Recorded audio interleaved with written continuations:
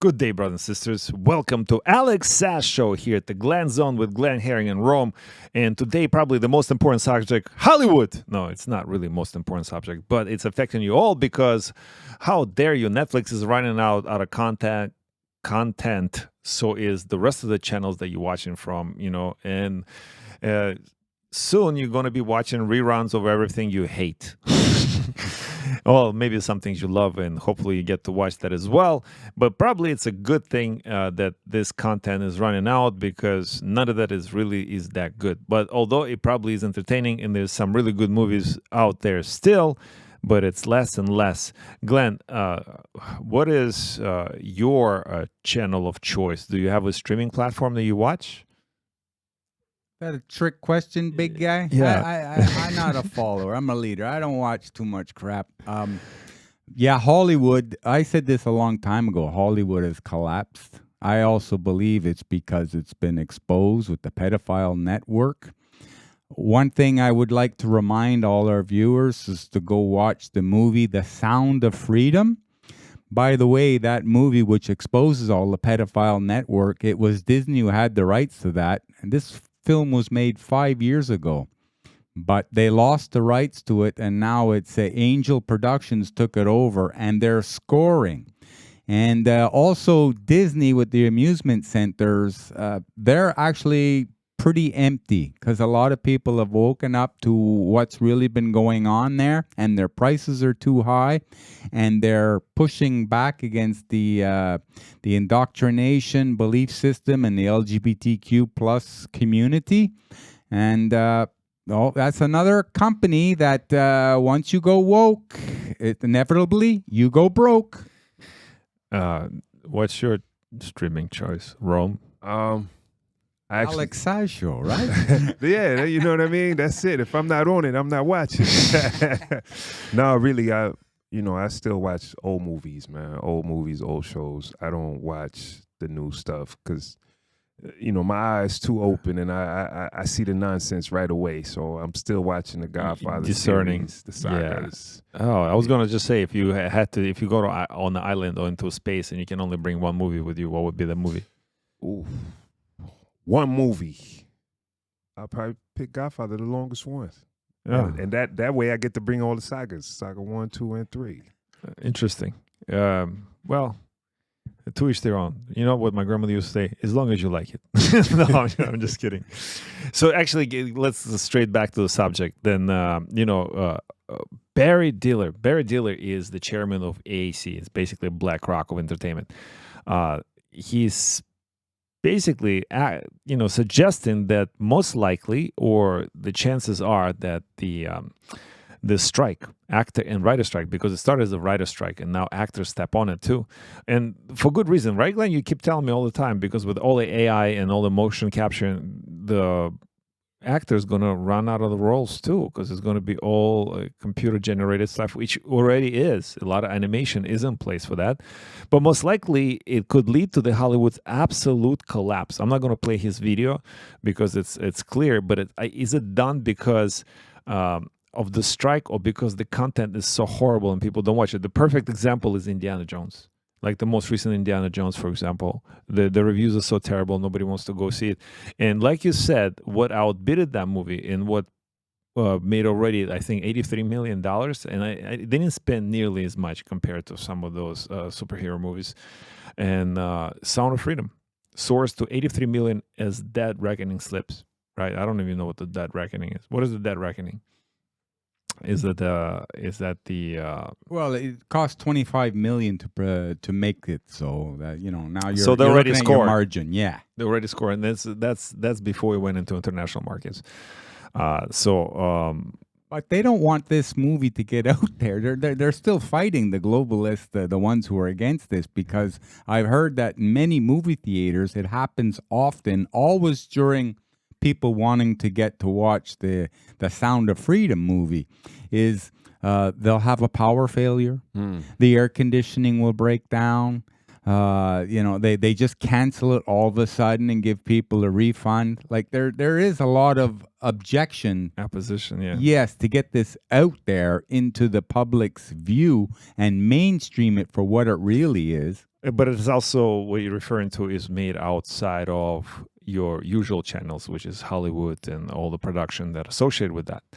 And like they have companies like Amazon competing for stuff like this, and Netflix and everything else. So I believe there will be different platforms created outside of the influences of the corporate world, and against all odds, like you said, this movie has made an impact not only on the industry but also on the people, and I think that's what drives it. Like, it's the people actually want to see it, they want to know what's going on, and because it's produced outside of the Hollywood stuff, they want to support it as well. They know there's not going to be any sideways agenda inserted into there, whatever they wanted to promote. But going back to the whole AI thing, I think this is what's going to kill everything, Glenn. Champ, apparently now an AI studio could take any one of us here. We have to just go in the studio for an hour. We go in the middle, and there's cameras, and then we move around, make a few, and then talk, and it mimics our voice, and then it'll be able to generate a movie. Like, it'll look just like us ourselves. We will not even be able to tell the difference. So now, how are all the actors going to get paid? Oh, it's much cheaper. Then you don't have to pay them residuals or anything else. You just pay the programmer or engineer for the tool that they created, and that's it. The same way with like a script. You don't have to pay the writer. You have the AI do the first treatment. Instead of paying $200,000 for the first treatment, you just do the AI. And you still need you still definitely need a human to fix it, but it's much cheaper on the second treatment than the first treatment. Yeah, and now you have Hollywood because they were used as the indoctrinators by the world planners and the elites. But what about the average person now who's going to have his job taken over by AI? What recourse are they going to have? What? So what? They lose their job. Who's going to care? You see, and they're saying like 27% of all the jobs are going to be replaced by AI just in the next 5 to 7 years. I mean, the war is on all of us, and just so happens now it's touching Hollywood, and we're gonna hear the cry. We're gonna hear how they cry about it. But the war has been on all of us, but Hollywood is about to feel it now.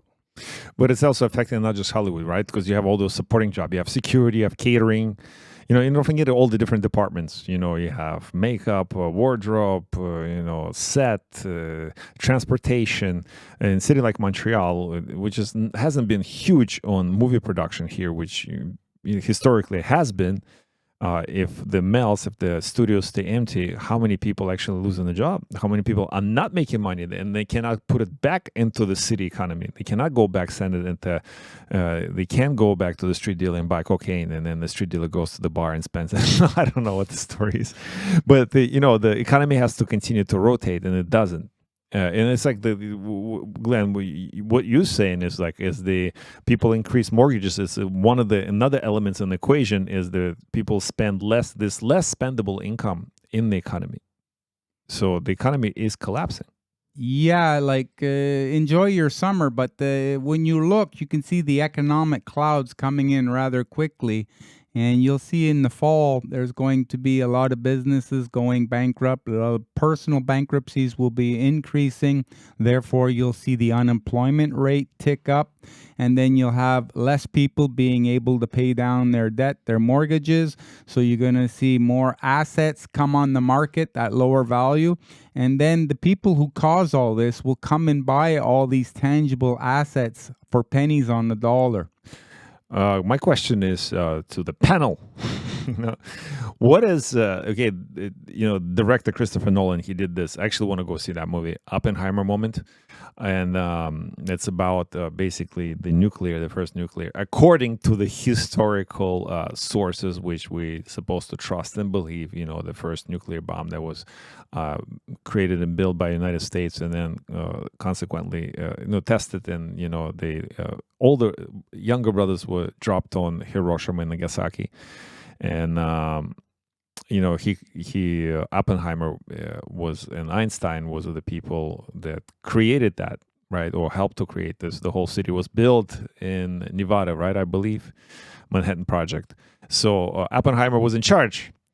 Now, they're comparing AI right now, brothers and sisters, to that moment in history. They're comparing AI to the invention of nuclear weapons, and that it's changing the world in the way that, obviously now we're always at the threat of nuclear war between Russia and U.S. and blah, blah, if you believe that sort of thing. And even if nuclear weapons exist, for example, there's another theory that's also a spoof, but not the point.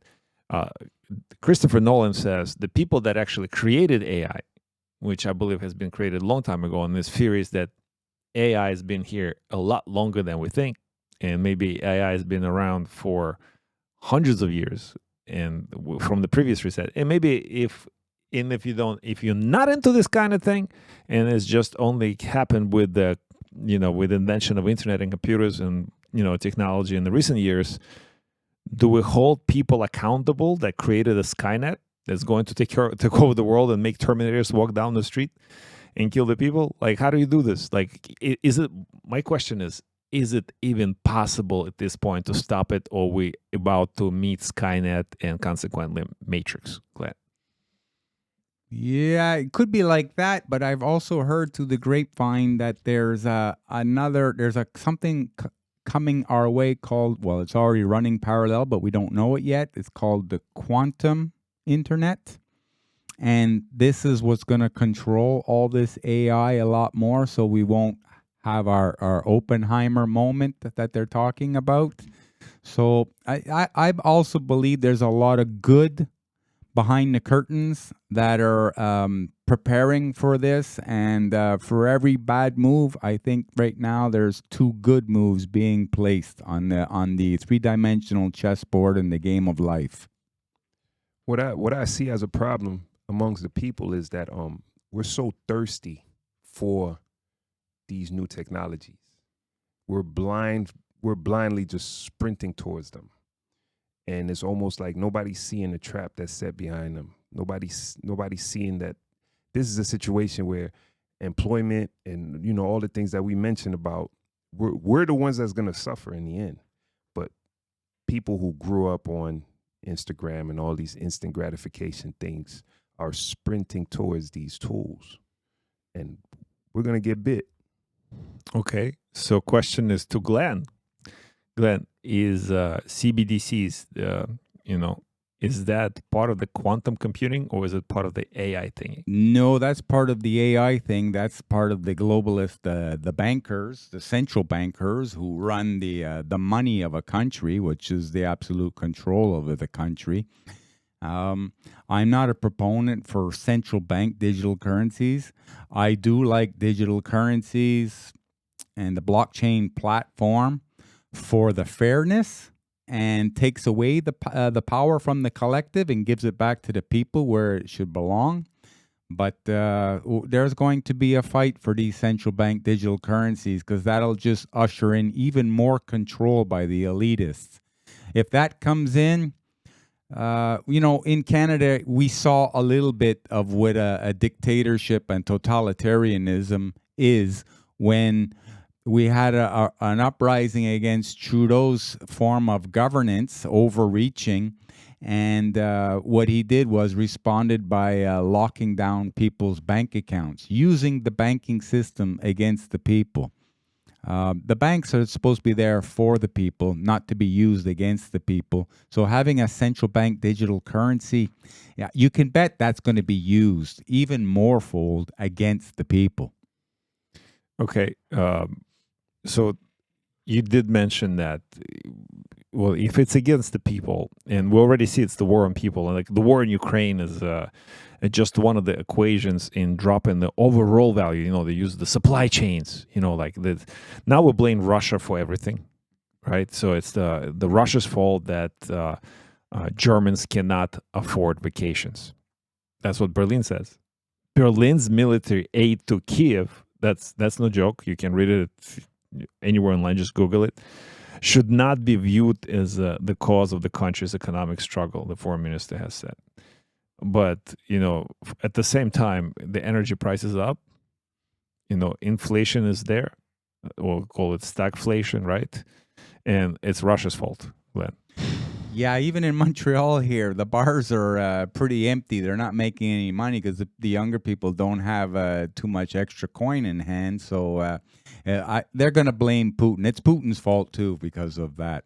By the way, I could tell you what it really is. It's the central bankers' fault, okay? And the central bankers here in Canada, the staff got $26.7 million extra in salary and bonuses last year. As Canadians are going through a hard time, and many people in many countries, their central bankers are even grabbing more. So the Bank of Canada raises its key interest rate to 5%, Glenn. What is it really going to amount to? Like, because now, okay, give an example to people, because if you just, well, what does it mean? Okay, just went another 0.25%, right? Is it what it went? 0.25%. And you think it's so minuscule and it doesn't affect anything. What does it really do, guy? Like, can you explain? It makes it harder to service the existing debt. Over half the countries in the world, they're in debt, and to service the debt, in other words, the interest on the debt, they spend more to service the debt through interest payments than they do on education and healthcare combined. So in Canada here, by raising the interest rates, because the inflation is so high, because the central banks created the inflation by printing too much currency and flooding the market with it. So their reaction is, we got to try and help the people out for the problem that they cause. So they increase the interest rates and makes it harder to get a loan, harder to service a loan. It slows down the economy. This is their game plan, what they want to do. What it's going to do is lower the value of physical, tangible assets like your where you live, your building, your house. And to be able to pay this is going to get even more difficult as the unemployment increases. And so a lot of people will be losing their properties or losing the equity in their homes. And we know that there are the BlackRocks of the world who are just waiting with their hands all greedy, ready to buy everything up at pennies on the dollar. Our fearless leader, Justin Trudeau, came up with a solution to help with stagnation. Okay, I'll show you. Rebate is going out today. 11 million Canadians are eligible for this support. It's going to help single Canadians. I never got that rebate. Oh, it only went to households that had a yearly income under $38,000. According to the University of Regina, that's the poverty line. Did you say that went to 11 million people? How many people live in Canada? A little better than 38 million? Well, if you do the math, that's almost 29% of the population. So they identified that 1 in 4 Canadians are living in poverty, so they gave them a couple bucks to buy groceries for a week? That's fucking gross. Love to eat cake. So 29% is actually it's almost 1 in 3 Canadians, right? 25% 1 in 4, 33-ish% 1 in 3. That's a lot of Canadians that are getting $400 to help them because they're living on the poverty line, whilst everyone's taxes go to the Ukraine, drag queen story hour, getting narcotics to addicts. I mean, Gotham City, that's what's trying to be made of this country right now. And doing that actual calculation, show that to somebody on the left and make them think. Yeah, and just make them think, like she said, something else. Where did this money come from? It's not from the taxpayer, because Canada it's already in debt. It's been in the most debt since the Second World War. So they're just printing it. They're just printing it, which is continuing the inflation, which is going to continue the higher interest rates, which is going to continue the downfall in the asset values of your real estate, where most people, the majority of people, that's where they hold their wealth in. So you're looking at the biggest transfer of wealth in human history that's being caused by their central bank policies. And the people think this is normal and that just happens. No, they make that happen. That's why we should get rid of the central bank once and for all. We should renege on our debt, not pay them, throw them out, and just have our own government bank, not privately owned. It's a bank by the people, for the people, and we're going to force our politicians to balance the budget, or else they're out right away. If you have to do it in the family, then you should do it at a big level, at the government level, obviously. So my question is, you want to say something? No. No. Go ahead. Okay. So I thought before that there was, okay, Japan is this part of the Western extension, right? Even though it's a country in the East, we might as well be part of the Western world, right? A vassal state of America after the war, yes. Yeah. So like Germany. So they experiencing this thing right now where a lot of corporations are filing for bankruptcies, and it's the same. In their case, they sort of like in Canada, is this the sign of things to come here? Because why they experiencing bankruptcy is because they received all the stimulus money as a result of playing gimmick stimulus packages, and they stayed afloat because of that. But it's ultimately still killed the business, and now the cash flows are not there. And now they have to file for bankruptcies. Is that something we're looking forward to here in Canada, Glenn? That's right. You just look at because it can't happen all together everywhere at the same time. So you just look at what's going on in other countries, and you recognize, history. It doesn't really repeat, but it does rhyme. And you'll see, oh, look, we're having the same problems here. Japan has been in a recession for 2.5 decades. This is permanent for them, unless you get a big reset, which we here at the panel think, which is what's coming, is the Great Reset. Well, it's coming across the world as I see it, because now it didn't just affect the Western countries. It's always obviously affecting countries like Russia with all the sanctions and restructuring of economy. I don't know how it's going to restructure, but what also you see is China's youth unemployment hits record high. Right, because the economy also slowed down because they don't produce as much stuff because there's not as much consumption across the world, right, Glenn? That's right. China is the manufacturer of the world. Now the world is buying exponentially less because the world is getting over leveraged in debt, so they can't really afford all this consumption. So you see China slowing down, and there'll be less jobs for the youth. The same thing that happened in America in 2008 with the housing crisis. But that's going to be coming over here, and it's going to be coming over here even exponentially more, because at the same time as you have the economy slowing down, a lot of jobs are going to be replaced by the AI. And now what do you want to say? I mean, just doubling down, man. It's a war on everybody.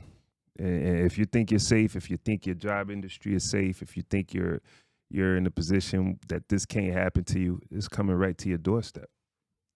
And unfortunately, academia is still training people for jobs. The education system, which is more of an indoctrination system, we say all the time, they're still training people for jobs that in 5 years from now are going to be non-existent, or there's going to be so many people applying for that same job that the salaries are going to plummet and they won't be able to afford the cost of living.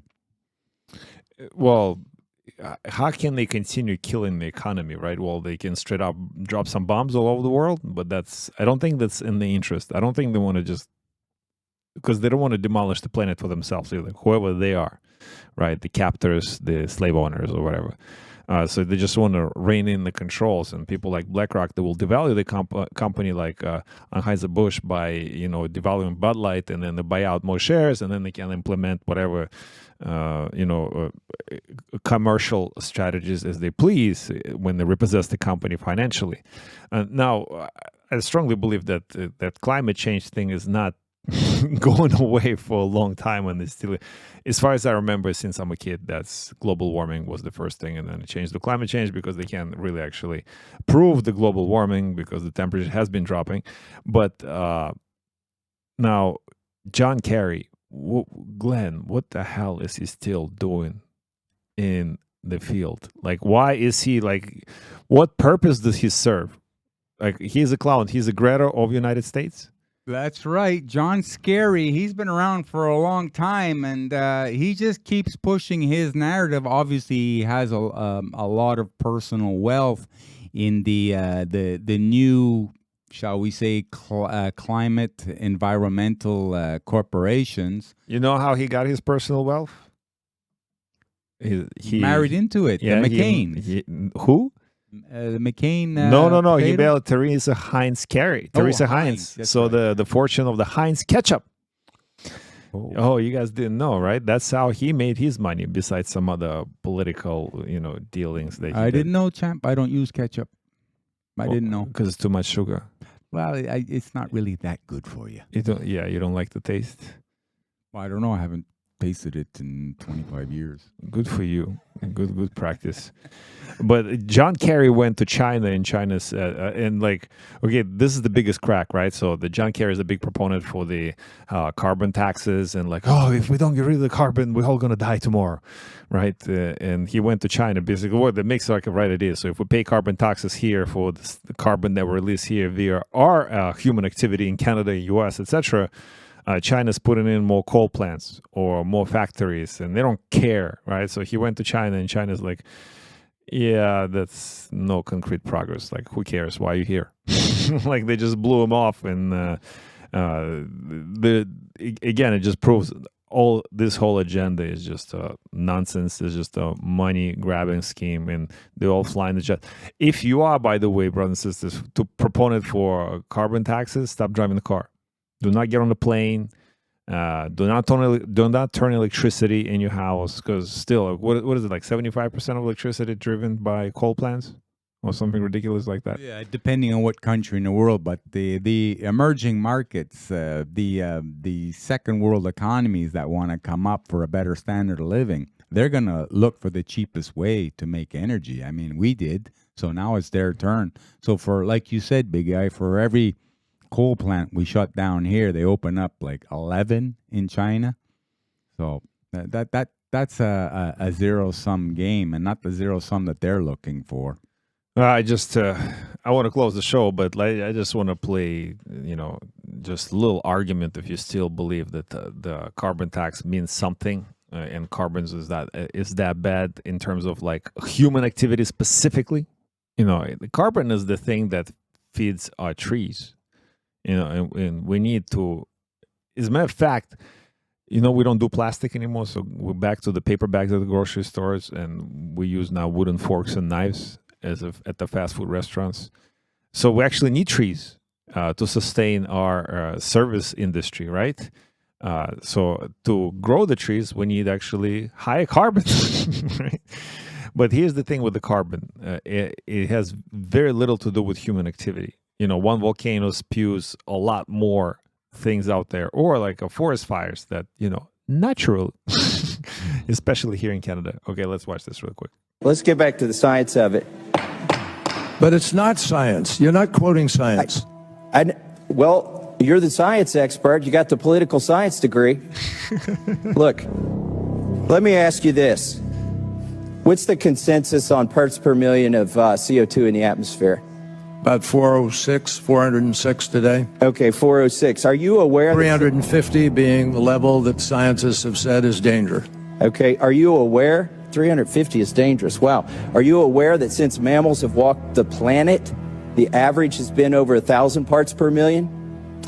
Yeah, but we weren't walking the planet. Let me just share with you that we now know that definitively at no point during the past 800,000. That's not a logical argument. He just told them you have 1,000 parts, it's less than 50% what you're saying is dangerous, or like less than 35% 75% less is dangerous. It's like, but we won't walk in the planet. So basically it is somehow dangerous to us. 1,000 years has atmospheric CO2 been as high as it is today. The reason you chose 800,000 years ago is because for 200 million years before that, it was greater than it is today. And I'm going to submit for the record. Yeah, but there weren't human beings. I mean, there was a different world, folks. We didn't have 7 billion people. So how did it get to 2,000 parts per million if we humans weren't here? Because there were all kinds of geologic events happening on Earth which spewed up. Did geology stop when we got on the planet? Mr. Chairman, This is just not a serious conversation. Your testimony is not serious. I agree. Let's get back. And that's the point. It's a theater. Rome, do you enjoy the theater? Do we get scared? Yeah, Glenn. This is Rambo Brothers and Sisters. Yes. This is the mascot and a big part of our team. Rambo gets on the camera today as usual. He didn't like John Kerry. Rome, what's up? I think, you got to watch this with a grain of salt, man. You got to take this with a grain of salt. I don't promote fear. I don't think fear is nobody's friend, but we do need to be aware. And, just like it just got exposed right there. These guys aren't experts on anything. You know what I mean? They're pretty much just talking. They're putting it out there in a way because they think we're dumb. He's not even talking. He was reading off the paper. Yeah. He's reading off the paper. He's answering stuff that ain't got nothing to do. He got this number 800,000 years ago and this and that. And come on, man, it's ridiculous. I do not promote fear. I don't think we should be afraid, but I do think that we need to be aware. And also, like 800,000 years, you can tell me the science behind it. Okay, I'll listen.